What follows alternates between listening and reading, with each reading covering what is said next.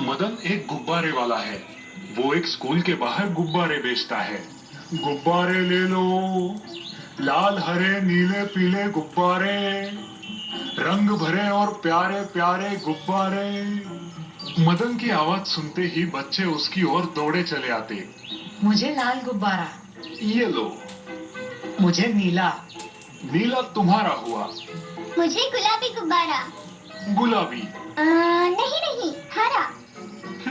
ये लो गुड़िया। मदन को बच्चे बहुत पसंद थे। वो अक्सर उनसे बातें किया करता, उन्हें हंसाया भी करता था। मदन की शादी को 10 साल हो गए थे, लेकिन उसे कोई संतान नहीं थी। मदन ने अपनी पत्नी को डॉक्टरों को भी दिखाया, पर फिर भी कोई फायदा नहीं हुआ। मदन और माया की जिंदगी वैसे तो अच्छी थी, लेकिन उन्हें संतान की कमी हमेशा सताया करती थी। आखिर कब मैं माँ बनूंगी? फिक्र मत कर, भगवान की मर्जी रही तो जल्द ही। मदन अपनी पत्नी को तो समझा लेता था, लेकिन वो खुद भी इसी चिंता में डूबा रहता था कि कब उनकी कोई संतान होगी। अक्सर स्कूल के बाहर मदन सोचता, मेरा बेटा या बेटी इसी स्कूल में पढ़ेंगे, और ये बोलकर वो खुद ही दुखी हो जाता। जब भी मदन की माँ उनके घर आती, तो वो हमेशा माया को कोसा करती थी। इतने साल हो गए शादी को, तुम अब तक मुझे पोते का मुंह तक नहीं दिखा पाई। बेटा मदन, मेरी बात मान, तू दूसरी शादी कर ले। क्या माँ, जब देखो दूसरी शादी? नहीं करनी मुझे दूसरी शादी। बच्चा ना होने के कारण मदन और उसकी माँ की हमेशा बहस होती रहती थी। मदन की जिंदगी चलती रही और वो रोज स्कूल के बाहर गुब्बारे बेचता रहा। एक दिन की बात है, मदन स्कूल में गुब्बारे बेचकर घर के रास्ते लौट रहा था। तभी उसकी नजर सड़क के किनारे रोती एक छोटी बच्ची पर गई। मदन उसके पास गया। मदन ने देखा कि उस बच्ची की साइकिल की चैन उतर गई थी। उसने अपने गुब्बारे दीवार के सहारे लगाए और उस बच्ची की साइकिल ठीक करने लगा।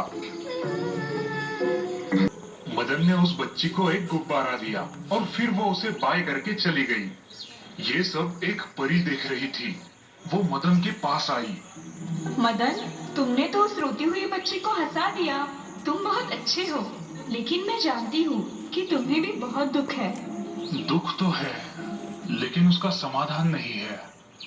जिस तरह से तुमने उस नन्ही लड़की के दुखों का समाधान किया, उस तरह मैं भी तुम्हारे दुखों का समाधान करूंगी। परी ने अपनी छड़ी घुमाई और एक सुनहरा पंख प्रकट हुआ। ये लो, ये जादुई पंख है। इसे अपनी पत्नी के तकिए के नीचे रख देना, तुम्हारी सारी समस्याएं हल हो जाएगी। मदन ने परी का धन्यवाद किया और परी गायब हो गई। मदन घर गया और उसने माया को यह सब बताया। उस रात मदन ने वो सुनहरा पंख माया के तकिए के नीचे रखा। कुछ दिनों बाद मदन माया को लेकर डॉक्टर के पास गया। मुबारक हो मदन, तुम पापा बनने वाले हो। सच में? मदन और माया को अपने कानों पर यकीन नहीं हो रहा था। मदन ने माया का बड़ी अच्छी तरीके से ध्यान रखा और 9 महीने बाद मदन और माया की इच्छा पूरी हुई। उनके घर एक नन्ही परी आई थी। क्योंकि तुम उस परी का तोहफा हो, इसलिए आज से तुम्हारा नाम परी है। मदन और माया का सपना परी ने पूरा कर दिया था, लेकिन इसकी असली वजह परी नहीं थी, बल्कि मदन की अच्छाई थी। तो दोस्तों, अच्छाई बांटने से बढ़ती है।